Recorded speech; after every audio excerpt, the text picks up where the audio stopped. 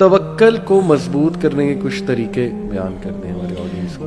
دنیا کی ہر چیز سے مایوس ہو جائیں تو اللہ پر توکل کامل ہوتا ہے۔ جب تک آپ کا دنیا کی کسی چیز پر بھروسہ رہتا ہے نا تو اللہ پر توکل کامل نہیں ہو سکتا، جزوی بھروسہ ہوگا۔ آپ کہتے ہیں کہ یار بس ایک تیرا سہارا ہے اور ایک اللہ کا سہارا ہے، تو چلیں آپ پہلے یہ والا سہارا استعمال کر لیں، صحیح، پھر اللہ تعالیٰ کہتا ہے پھر آ جانا میرے پاس۔ تو آپ کیوں نہیں کہتے بس صرف اللہ کا سہارا ہے؟ کیا یہ اسباب ہیں جی، اور ایک ہی طریقہ ہے، سارے اسباب استعمال کریں، بھروسہ مسبب الاسباب پر رکھیں۔ یہ توکل کا طریقہ ہے۔ جب آپ اسباب استعمال کرتے ہوئے بھروسہ بھی اسباب پر کرتے ہیں نا تو پھر اللہ کی مدد نہیں آتی۔ ان ینصرکم اللہ فلا غالب لکم، اگر اللہ کی مدد آ رہی ہو تو تمہارے اوپر کوئی غالب نہیں آ سکتا۔ وَإِن يَخْذُلْكُمْ، اگر اللہ تمہیں چھوڑ جائے، فَمَنْ ذَا الَّذِي يَنصُرُكُم مِّن بَعْدِهِ، پھر دنیا میں کوئی مددگار نہیں ہو سکتا۔ وَعَلَى اللَّهِ فَلْيَتَوَكَّلِ الْمُؤْمِنُونَ، مومنوں کا بھروسہ صرف اللہ پر ہونا چاہیے۔ گھر کے اندر 10 سال سے بڑا بچہ ایک بھی اگر بے نمازی ہے نا، اس کی نحوست سارے گھر میں پڑتی ہے، لہٰذا یہ ہو نہیں سکتا۔ وہ تھوڑی ہو سکتی ہے، زیادہ ہو سکتی ہے، تو وہ آپ نحوست خود پیدا کر رہے ہوتے ہیں۔ اور اس نحوست کو دیکھیں، دو طرح کے لوگ ہیں جن کو شیاطین کچھ نہیں کہتے۔ ایک تو وہ جو شیاطین والے کام کر رہے ہیں ان کو وہ کچھ نہیں کہتے، وہ کہتے ہیں یہ تو ہمارے نمائندے تو وہ مزے سے زندگی گزار رہے ہیں۔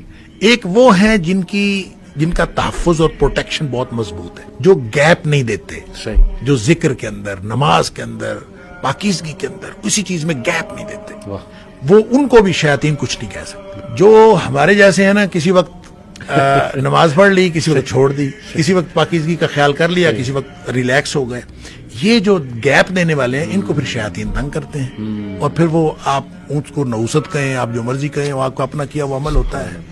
اللہ رات کو ان کے ساتھ ہوتا ہے جب وہ ایسی باتیں کر رہے ہوتے ہیں جو اللہ کو ناپسند، غیر محرم کے ساتھ باتیں کی جا رہی ہوتی ہیں، اکیلے میں بڑے آرام سے باتیں کی جا رہی ہوتی ہیں، بڑے جسٹیفیکیشنز اور ایکسکیوزز ہوتے ہیں ہمارے پاس کرنے کے لیے، اور اللہ معاف کرے گندی باتیں بھی تو بہت زیادہ ہے، بہت کامن۔ اللہ کہتے ہیں وہ اللہ تمہارے ساتھ ہوتا ہے، اس ٹائم تمہارے رب کی نظر تمہیں دیکھ رہی ہوتی ہے، تمہاری ایک ایک ایکشن، تمہارا ایک ایک فنگر پرنٹ جو تم کر رہے ہو تمہارے موبائل پہ لگ رہا ہے، ایک ایک چیز اللہ کے ریکارڈ میں آ رہی ہوتی ہے۔ نہ صرف اللہ بلکہ اللہ کے فرشتے بھی دیکھ رہے ہوتے ہیں۔ امیجن کریں کہ اللہ ان پردوں کو ریموو کر دے، فرشتے آپ کے سامنے بیٹھے ہوئے ہیں، آپ کسی گناہ کو کر رہے ہیں اکیلے میں، اور اچانک وہ پردے جو ہیں غیب کے اٹھ جائیں اور آپ کے سامنے کرامن کاتبین بیٹھے ہوئے آپ کی ایک ایک نظر کو دیکھ رہے ہیں اور لکھ رہے ہیں، اور اللہ اپنا پردہ ہٹا دے اور آپ کے سامنے آپ کے رب سامنے آ جائے کہ وہ تمہیں دیکھ رہا ہے اور آپ یہ گناہ کر رہے ہو۔ امیجن کریں۔